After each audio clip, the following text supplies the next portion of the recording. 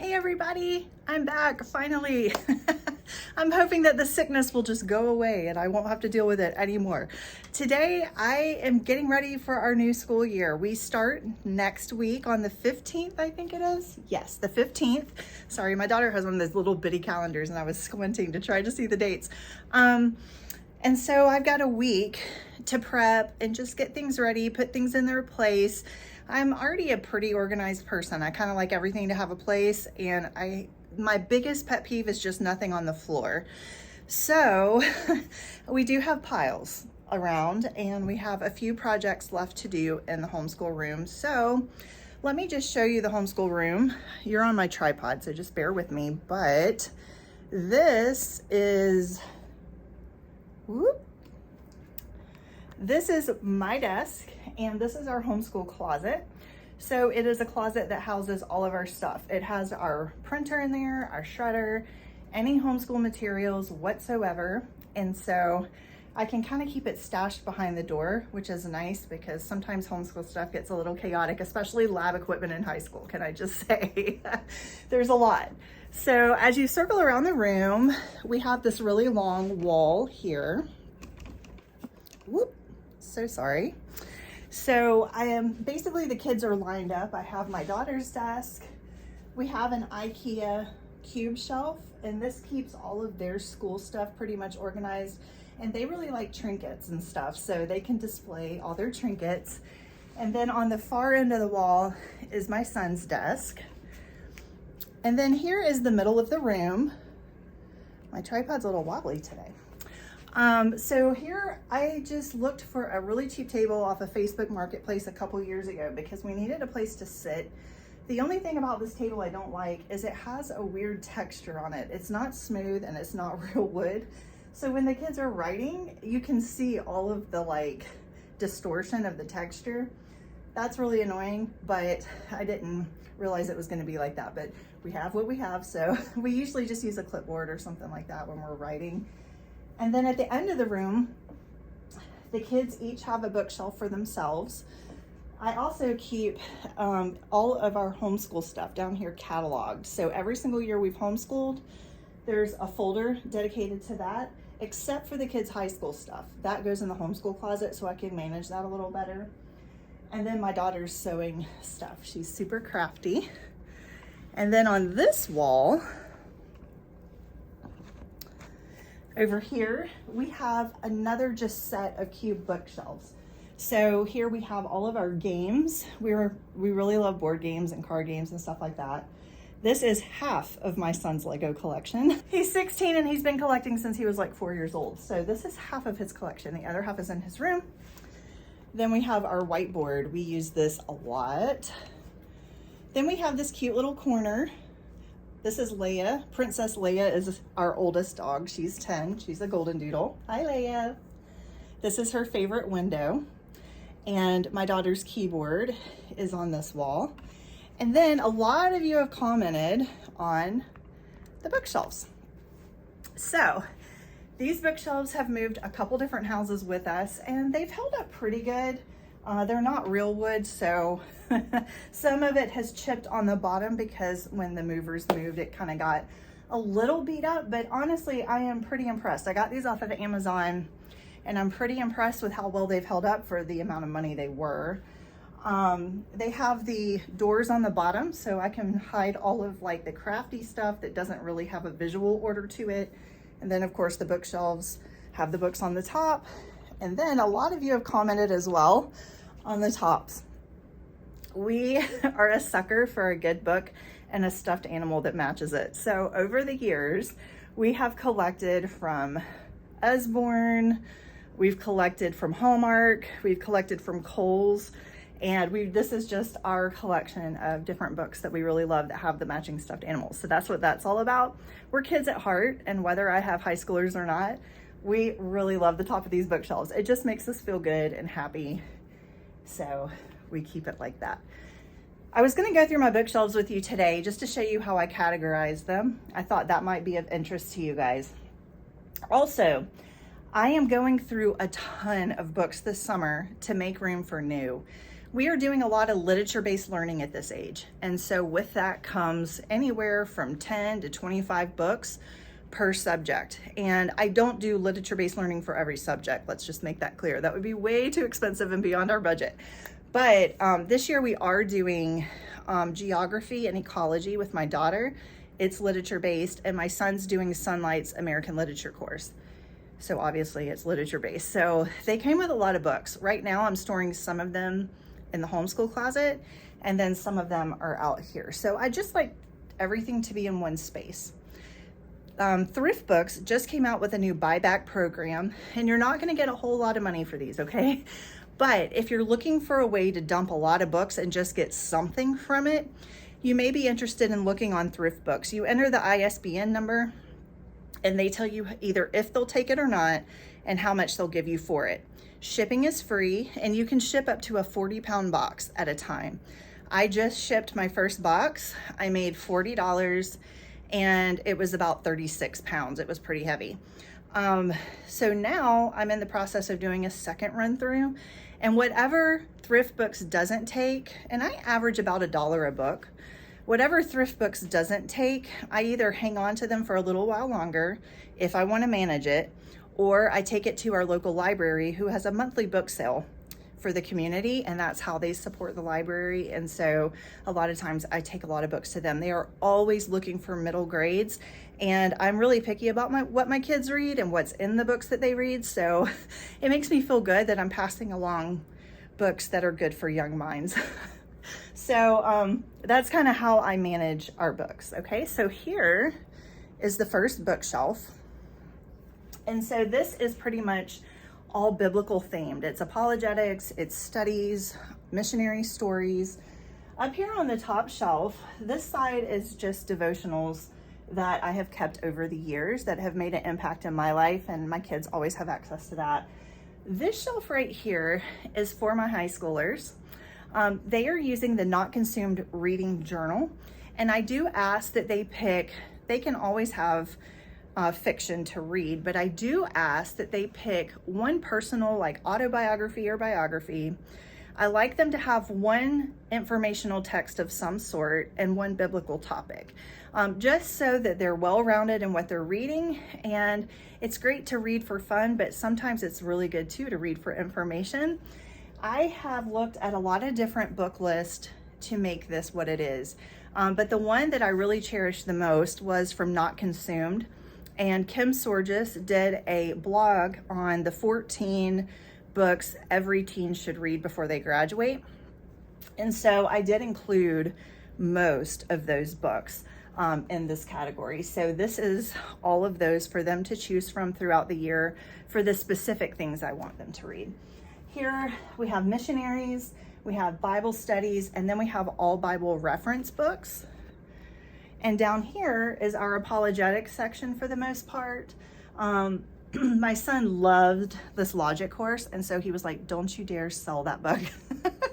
So I am saving this for him. I highly recommend One Blood for Kids. Right now we are doing the climate change for kids. Highly recommend that one. And then all of the apologetics books too that we have down here. So let's move to the next spot. And I'll go up a little bit. Okay, so these are pretty much Christian themed books. If you haven't heard of the Moody Family series, it's one you will definitely want to check out. My son loved this series, and I do not have the heart to get rid of it. It's based on a Christian homeschooling family and their adventures together as a family. And it's just simple, wholesome, great read. I highly recommend it for upper elementary through middle school. It's really good. It's by Sarah Maxwell, so you can look her up. They're with Titus Ministries, or was it Titus 3 Ministries? I don't know, but it's something like that. Then we have the Prince Warrior series, and then we have the Wingfeather Saga.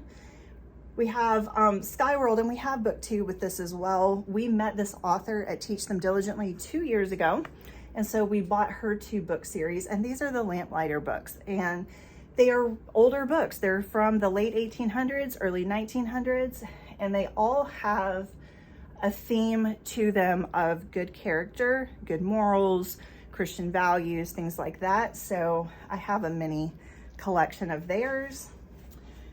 Then down here, these I bought this year at Teach Them Diligently. So these are new. This is a series by Brian Davis, and it's Dragons in Our Midst. And there, I think, are like 12 books in this series, but I just bought the first 4. It was like a package deal ordeal. We also have Light Raiders Academy. If you guys don't know James Hannibal, I actually met him at my first Teach Them Diligently convention. I think it was 5 or 6 years ago. Him and his wife were attending. He was like a featured author. Really cool guy. And we had some great conversations while we were waiting in line to register. And so we grabbed that series when we saw it this year. This was another author that we met at Teach Them Diligently. So we're trying out her book. But again, all of these have Christian themes, and most of them are fantasy, and my kids really like fantasy themed. It's hard to find really good fantasy themed that also align with Christian values. And so when we find authors like this, especially at the convention, we will grab their sets. These are 3 books from Generations. These are lower level missionary books. I did not have room to put them on the missionary section over here. These are a lot of the BJU Press missionary stories for elementary school. And these are more upper elementary, and also I would say like younger middle school, 6th or 7th grade maybe. And I am looking to sell this batch, but thrift books wouldn't take it. And I know I can get more money for them if I sold them separately. So I'm going to kind of look at what they're going for on eBay or Facebook Marketplace and look into that. But this section is one that will disappear pretty soon, just because my kids have outgrown it, and we prefer the YWAM at this point. I found these beautiful Puffin classics and I could not resist them. My daughter loves Jane Austen, so we have Emma, Sense and Sensibility, Pride and Prejudice, and Anne of Green Gables. Anne of Green Gables is not Jane Austen, but it, you know, it has the same kind of category, girly. And then down here, these are also more classic literature reads. We're gonna do some Shakespeare this year. We have some classics, Little Women and Little Men. Of course, we have The Hobbit and our Fellowship of the Ring series here, Lord of the Rings series. So we have a lot of just different things for the ages my kids are now. Okay, let me put you up again. These are pretty much all reference books. So here you're gonna see we have science. Now we used to have an entire 2 shelves filled with science, but a lot of those science reference books were just geared for younger kids. And I decided just to pick the ones that I knew my kids would reference and would wanna pick up now. So I have pared back pretty significantly on the science. My kids, or my son specifically, loves animals, and so these were his favorites, and we decided we would keep those on the shelf as well. Down here, these are like government, economics, politics kind of things. There's art, the way things work, so just kind of a mishmash conglomeration there. We have a history section here. These are all pretty much, I think they are all Christian themed. The History of the World is based on Young Earth here. This is published by My Father's World.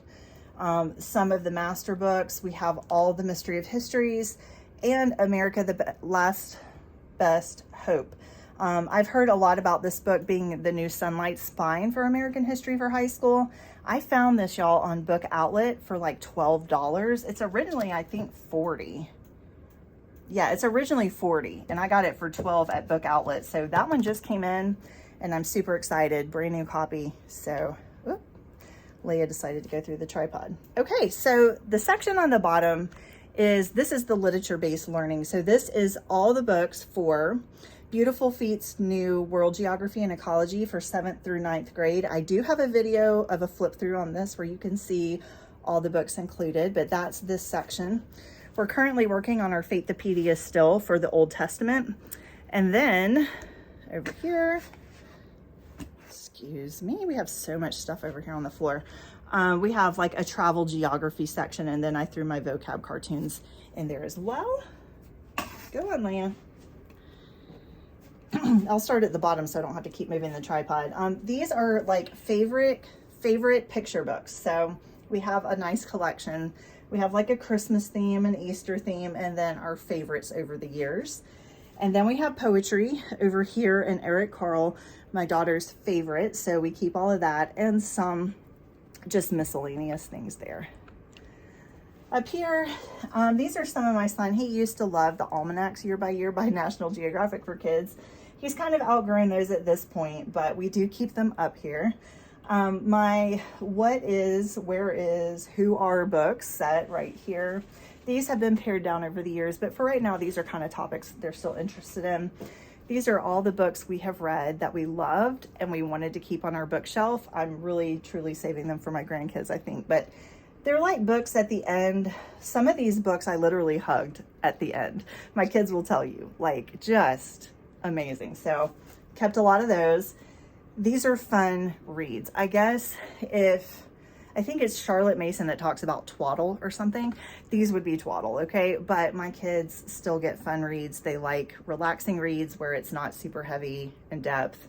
And these are their favorites, so we keep these on the shelf. So we have a nice big space that they just cleared out. So those are my bookshelves. Let's walk over to my desk. Excuse me, Buster, can you get up, please? My dogs are making themselves right at home. Okay. Sorry about that. I just put my hand over the lens. So here we are. These are the books that were in that top section that had the big gaping hole that my kids have decided they are done with. These are middle grade reads and they will go up on eBay in sets. We love collections. We love, like, if we're gonna get one book, we typically get all the books in the series. So, and I'm kind of looking at you wrong. The the camera's over here, but I always want to look at the power button, so I'm sorry. Hello. So here are the books that we're gonna all list on eBay. So I've got to take care of that today. I also have a huge section on the floor of high school ones that we're already done with. Let's see if I can show you guys down here. So these down here are already listed on eBay. I've already sold a couple of them, but there's a lot of generations. And then the Master Books Language Lessons 9 that we decided not to use as well is listed on there. So as you can see, I have little piles around. I'm in the process of really trying to clear out as much as I can to make room on our bookshelves for what we need. And when everything has a place, I just feel better. I don't know if you guys feel that way. I'm gonna go ahead and set these down here, get them out of the way. These books are all, I did a live recently on the read alouds I wanted to do this year. And so definitely see my most recent live to check those out. I read the back of the books, tell you what it's about, give you a synopsis. I think a lot of people got a lot of ideas from that. So if you're interested, that's where they are. I would like to get these off my desk though and get them onto the bookshelf. And I'll keep them in the same section. So I know that's kind of the read aloud section that we're pulling from. Yes, my kids are in high school and yes, we still read. We just have so many memories with read alouds and I just don't want that to stop. I've only got 2 years left with my son, have 4 years left with my daughter, and I want to keep those memories going. So I'm going to be placing these hopefully today over on the bookshelf in their spot. These are things that we're working on this summer. And here's my Dr. Pepper. Let me move that away. These are books that Thrift Books are actually interested in purchasing. And so I need to add more to these before I can ship them because you have to have a minimum amount. So that'll go down too. So this is just my desk organizer where I keep a lot of things we're working on at the current moment. So here is our climate change for kids with our Bible stuff. These are some books we're going to go through this year and a journal my kids are going to do. So I have that all ready to go for this coming school year. We like to do fun little logic things. So I have a couple of the Critical Thinking Company books just for like a fun Friday. So I have those up here. I did print out the synopsis of what each of the Lamplighter books, what the theme is for each book, because they don't have the summary on the back. You really have to go to their website and look it up, which is kind of a pain. And I wanted my kids just to have a reference sheet, so if they wanted to try one of those books, they would know what it was about. So that's up here. We're trying the Tuttle Twins Bias and Fallacies book this year, so that's there. Making the grade, I met Mark Pruitt at Teach Them Diligently. We actually went to one of his sessions, and he was talking about note-taking and test-taking in college and how it also can apply to high school studies. And that's just something my kids haven't done a lot of. I'm not a huge test pusher. I know what they know and what they don't know. They both have anxiety, and it's just, yes, we have to learn how to work through that. But I don't want to just enamor them all the time with heavy testing. And so that's just how we do things and kind of what our personality is. However, courses are getting a little more intense. Chemistry is coming this year. Notes will definitely need to be taken for that. As we're going through literature and going deeper into English studies, I really feel notes need to be taken for that. I already love Denison Math because he has a notebook and they take notes alongside him as they go. So they learn how to take notes with him on screen. So that has been great. So I just want them to be successful. I want to set them up to be as successful as they can be. And so this is a 10-day course. Now, I looked through this and each day is pretty packed, to be honest. And day one, you have 10 different instructional points that you have to go through. Some of them are just watching a video, but he also wants you to cover lessons 1 through 9 in the book, in addition to all the videos, and do the worksheets that go along with it. So that would be, let me get to lesson 9 and I'll tell how many pages that is. Okay, so that would be 46 pages just for one day. That's a little intense. We'll probably slow it down. So this may be a month-long course for us. Typically, I'll give my kids a maximum of 20 pages per subject a day at the most. So yeah, I think I'm gonna have to go through this week and break it down a little bit more. So that is on my bullet list of things to do this week, because we are gonna be starting that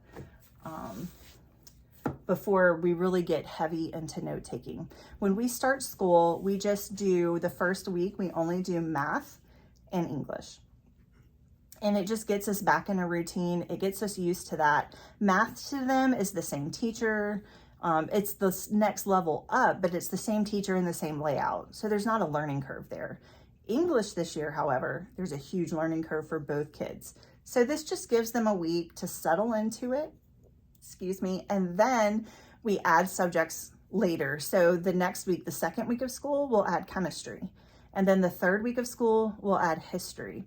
And so they have electives that they're doing too with foreign language, but Jax doesn't start till September because he's taking an online live class. And Josie just works as she can. So she'll go ahead and start that next week. She's already been working on ASL 1.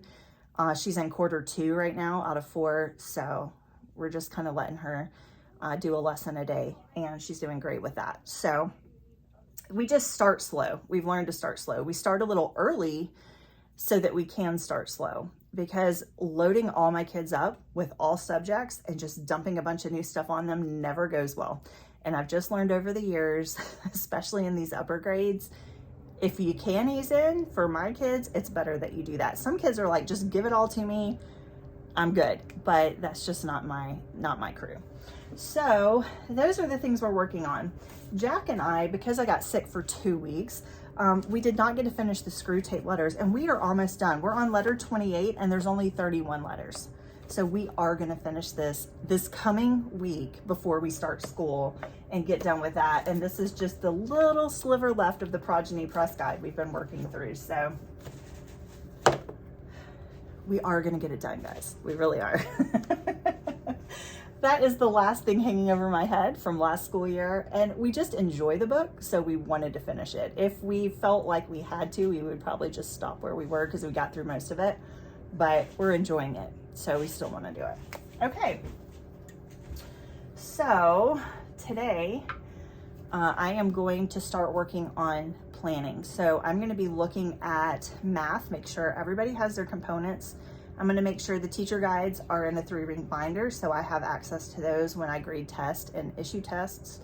I'm gonna look over English. So for one kid, there is a different moving part to each section of English. So they're doing a spelling, they're doing a vocab, they're doing a composition, but I'm not starting that with her until we finish the making a grade, because it was just too heavy of a workload to start off with IEW and that, because that is, the making a grade is a lot of work. So I am going to just do that first.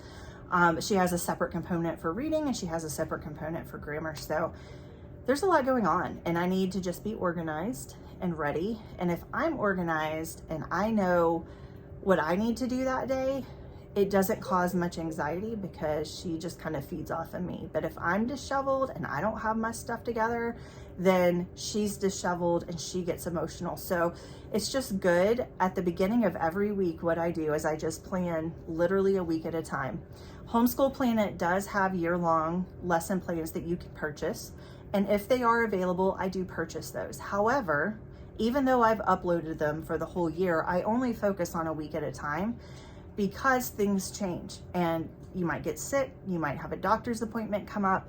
And I love Homeschool Planet in that you can just say, shift to the next day and shift all assignments down. And it just moves it seamlessly. There's no erasing, there's no washi taping. It's just a click of a button. And I appreciate that so much. So I just do a week at a time. I make sure that my materials are prepared. I make sure that I have it laid out in my head what we need to do each day. I do this on Saturday or Sunday, the day or 2 days before, the weekend before the next week. And our year last year ran really seamlessly that way. And when something came up that was unexpected, it didn't throw me like it would have in years past. So I think the mindset of that is just more healthy for me personally and how I think. I'm a planner, and when I don't plan ahead and when I don't look ahead, I get anxious, and then your kids are going to feed off your energy. So that's kind of how I plan my week. So today I don't have to work on like planning out the whole year or all the subjects or anything like that. Next week, after this week, we're going to start math and English. So what am I going to focus on? Just math and English. So, and just the first week of it. Otherwise you're going to get really overwhelmed. Just take it a step at a time. Do it at your pace, and your kids will learn a lot. You'll learn a lot, and you'll all enjoy it a whole lot better. So that is how I do it, alongside a little bit of caffeine, and I'm good to go. You have to tell me, if you're still watching, what your favorite soda is if you drink soda. If you don't drink soda, what's your favorite like treat drink? I know some people do iced coffee or tea and stuff like that. I drink mostly water throughout the day. However, Dr. Pepper is definitely my #1 treat drink. Okay guys, well, thanks for taking a tour of our room. It's not perfect, it never will be. There's always going to be something on the floor or little piles here and there, but I do try to keep things in their place as much as possible. But there's 3 of us in this room pretty much full-time all the time, and 2 out of 3 of us are teenagers. So you're gonna have water bottles, you're gonna have snacks, you're gonna have different things, and then we have 2 dogs that like to be wherever we are. So it's never going to be perfect, but it will be picked up in a little bit. At least there's some kind of order to it. So I hope you enjoyed that today. Let me know when you guys are starting. I know a lot of people don't even start till after Labor Day. We need a lot of breaks, and we do better with a lot of breaks. We do 6 weeks on and a full week off. And for us to accomplish that, we have to start next week, or we'll be schooling year round. We do like to have 6 to 8 weeks off in the summer, but I don't go longer than 8 weeks because I have a kid with ADHD and low working memory, and she'll lose everything if we go much longer than that. So we enjoy our time off and we do make the most of it, but we just can't take 3 and 4 months at a time. It just doesn't work for us. So that's why we're starting when we are. All right, guys, I'll see you in the next one.